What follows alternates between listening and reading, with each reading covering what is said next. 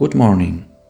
This is the second Sunday of Easter, and we read the Gospel of John, the apparition of Jesus Christ in the upper room to the apostles. Could Jesus have made a mistake and had the misfortune to appear to the apostles just when Thomas wasn't among them? Was it a miscalculation on Jesus' part, or did he deliberately want Thomas to be absent from the first apparition in the upper room? Perhaps 5 minutes earlier or 5 minutes later would have caused Thomas to be present. I tend to think that Jesus chose that precise moment because he knew that something very good was going to happen afterwards. It was necessary for Thomas to show all his doubts, his skepticism, and then humbly show the depth of his faith experience. Jesus allowed that because he knew the purpose, the what for, the positive consequence that was going to happen. Specifically, we can think of 3 what fors of that apparition. The first one, to understand that only God can touch hearts. For Thomas, it wasn't enough to hear from his companions, "We have seen Jesus." It was also an experience that he personally had to have. Doesn't it happen to us many times that we have had a beautiful experience of God, and when we tell others about it, we see that it doesn't resonate with them and they look at us with a skeptical face? There are things that, if they are not experienced, it's very difficult to embrace them.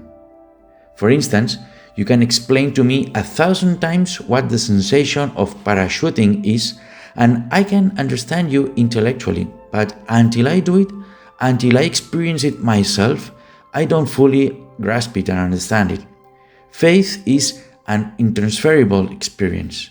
It goes far beyond accepting some ideas, some doctrines, even accepting the testimony of others.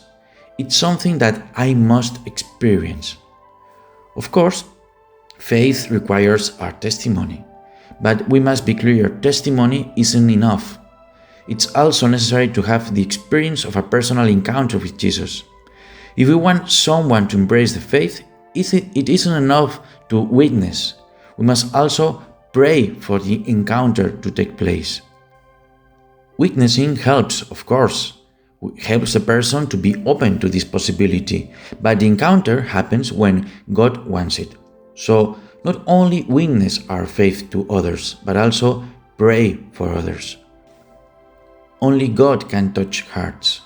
Witnessing isn't enough. Preaching isn't enough. Until there is a personal encounter with Jesus and He touches the heart, we can't speak of complete evangelization. The second what for of this miscalculation: to learn to be patient with the spiritual rhythms of others and not to judge them.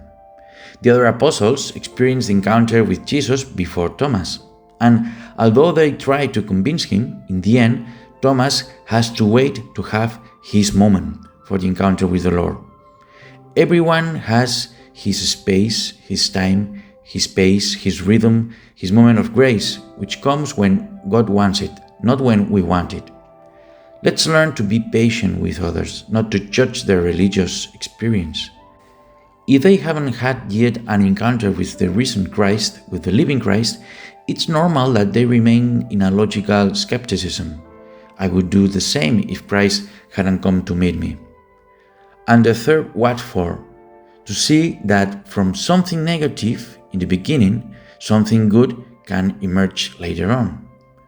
The human being always has the possibility of redemption. Doubt has its negative side, but it also has its positive one. Thomas, kneeling in front of Jesus and touching his wounds, pronounces the most profound Christological proclamation of the whole New Testament: "My Lord and my God." Having passed through the dark night of doubt and skepticism, Thomas' faith had emerged and strengthened. Let's even notice this: Thomas' faith doesn't return to what it was before the apparition, but it's transformed into something much deeper, more solid, stronger. None of the other apostles, as far as we know, said something as beautiful as "My Lord and my God. Only Thomas. Thomas, from his weakness, has come out much stronger than before. In conclusion, the absence of Thomas in the third apparition wasn't a miscalculation of Jesus to choose that moment, but a premeditated choice to give us a lesson. Only He can touch hearts. Each one has his own spiritual rhythm, and from weakness, one can come out stronger. God bless you and happy Easter.